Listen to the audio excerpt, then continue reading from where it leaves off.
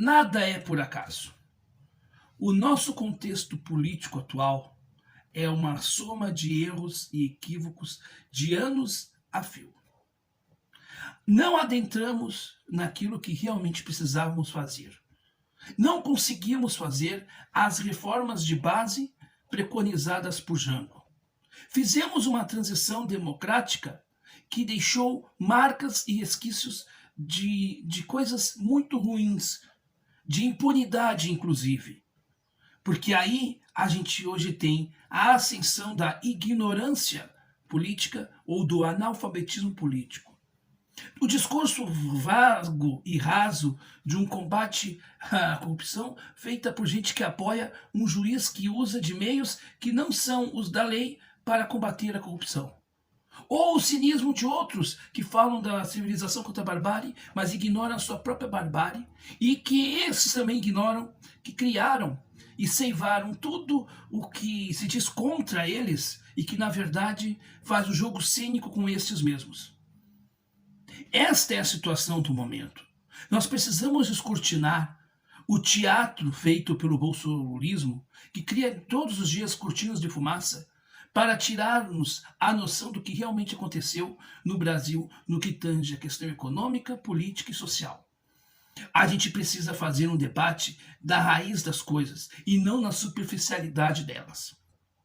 E daí, meus caros, aqui eu vejo um grande problema da dita situação aí que se coloca como conservadora, que realmente conserva as desigualdades do país, que realmente, em nome da religião que eles dizem adotarem dos seus preceitos, promovem a barbárie em forma de, vamos dizer assim, de cristianismo, mas um cristianismo um tanto às avessas, se a gente for pegar o conceito de cristianismo e daquilo que o Cristo falou, porque Cristo nunca ceivou o ódio entre o próximo, muito antes, pelo contrário. Mas esses se dizem cristãos, se dizem pela família, e adoram atacar o próximo, ofender o próximo, e quando são coagidos, no caso, porque cometem crimes, e quando são coibidos, melhor dizendo, aí eles falam e apelam pelo direito de expressão. Cinicamente é o que acontece hoje, nos últimos tempos desse país. Como do outro lado também, fala tanto em democracia, adora apontar o erro dos outros, adora dizer para o outro assim, faça autocrítica, mas nunca fez a sua. Estes mesmos que adoram falar dos outros e que passam pano para uma série de coisas que não são justificáveis e que eles mesmos no seu interior sabem disso. Então eles acabam fazendo o quê? Um discurso maniqueísta barato que não convence quem tem raciocínio lógico, mas uma parte da população que foi dominada ou subjugada por esses dois segmentos, em que estes dois segmentos se unem quando é para retirar o palco a qual eles fazem o seu show cênico, então daí o que acontece? O que acontece, eles se juntam, porque daí, é claro, os lulistas se dizem muito diferentes dos bolsonaristas raízes, mas estes, quando atacados, ou quando se sentem atacados, eles fazem as mesmas ações, eles rotulam os outros, eles querem impor suas vontades para o outro. E aí a gente precisa dizer aqui algo que é muito sério.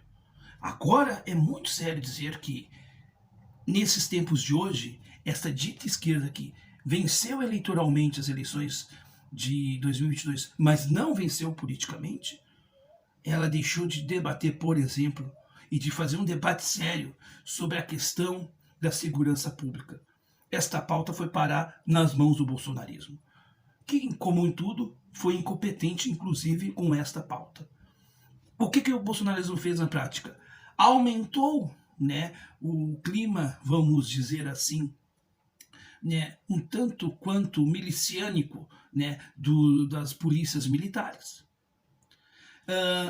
Criou e fomentou e usou da Polícia Federal para salvar os seus desvios, para se livrar das condenações de seus desvios, usando claramente a máquina pública a seu interesse, quando a máquina pública ela tem que ser usada por interesse de Estado e não para interesses de governo, muito menos para presidente e familiares corruptos. Enfim, e aí nós temos essas pautas, as pautas que não foram discutidas. Então a segurança pública é uma delas. A questão né, da economia não foi debatida e não foi refletida de fato nesses anos. Se criou um nacional consumismo e uma geração analfabeta funcional que não consegue juntar Lé com Cré. Uma geração que usa iPhone, mas não consegue juntar um pensamento ou que não consegue nem ler um livro. Por quê? Porque só está na estética, só está na aparência. Esta dita esquerda, esse campo progressista, não debateu, por exemplo, e não conseguiu nem sequer punir os torturadores da ditadura. O resultado da Comissão Nacional da Verdade foi uma vergonha, porque o Brasil é o único país da América Latina em que os torturadores estão livres. Muitos aí, inclusive, morreram sem terem a condenação que deveriam ter tido. E aí, esta impunidade hoje dá margem para a criação de grupos neonazistas, de grupos terroristas à extrema esquerda, à direita, por exemplo. E que muitos destes sabem que não vai dar nada. E quando pegos em alguma questão atualmente, estes mesmos acabam indo para o caminho do vitimismo, que é o mesmo caminho do PT, que não faz a autocrítica e que se diz vítima de tudo e de todos, quando na verdade ele que criou as situações e não fez o que tinha que ser feito lá atrás. Quando nós deixamos a pauta da corrupção ir para a mão da direita corrupta ou para essa extrema direita corrupta e a pauta da segurança pública, é nós que deixamos. E aí a gente vê que não há solução, não há encaminhamento para essas pautas, porque esses caras também não têm a solução. Então a grande questão é que a gente deveria fazer era o debate das coisas essenciais para o Brasil.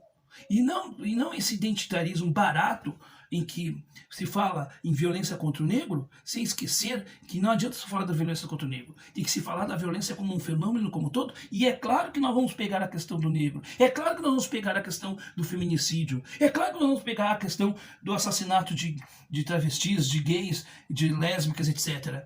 Mas a gente tem que pegar a pauta na raiz e pensar uma política estrutural para todos. E não simplesmente a disputa de guetos, como o identitarismo faz hoje no Brasil. O que falta no Brasil é debater os problemas à sua raiz, na sua origem. Mas tudo isso que eu estou falando aqui, talvez vai ser escutado por muito poucos, porque poucos realmente querem fazer o debate na raiz, porque poucos querem isto. Porque muitos brasileiros que adoram chamar a classe política de corrupta ladrão, de dizer que a classe política não está sintonizada com os interesses do povo, e isso é verdadeiro, estes mesmos continuam ainda idolatrando e fazendo totens políticos figuras controversas na nossa história. Figuras que em qualquer lugar do mundo jamais teriam este clã, né, em sua defesa. Portanto, a gente precisa dizer que a culpa do problema que nós estamos vivendo hoje é de todos nós. Não basta somente ocupar as políticas mal feitas por Bolsonaro ou por Lula, ou por Fernando Henrique, ou pela ditadura militar. A questão é a seguinte: o que nós, eu, Noé, você que está vendo esse vídeo até agora, está fazendo para mudar o país? Enquanto nós entregarmos as pautas que são nossas para os outros, enquanto nós acharmos que deputados e senadores, vereadores, governadores, presidentes, STF, etc., vão fazer aquilo que a minha parte tem que ser feita, eu vou sempre ser um país do futuro, mas sendo um país que nem passado tem, porque nós não lembramos do nosso passado, não temos referência do nosso passado, e muito menos a nossa referência do presente é nula. Esta é a situação do momento. O resto é perfumaria. É coisa de nutelagem que se preocupa com a estética. Se isso, aquilo está errado, se preocupa com ponto preto na tela projetada em branco, mas não se preocupa com as coisas mais necessárias. Nos preocupamos com as coisas do em volta, mas a raiz a gente não ataca. E se a gente não atacar as coisas na sua raiz, se a gente não ser radical nesse ponto, a gente vai continuar sendo o Brasil o que ele é hoje. Uma anedota em forma de país, mas uma piada que não tem graça nenhuma. Nem para nós que estamos aqui, muito menos para o resto do mundo.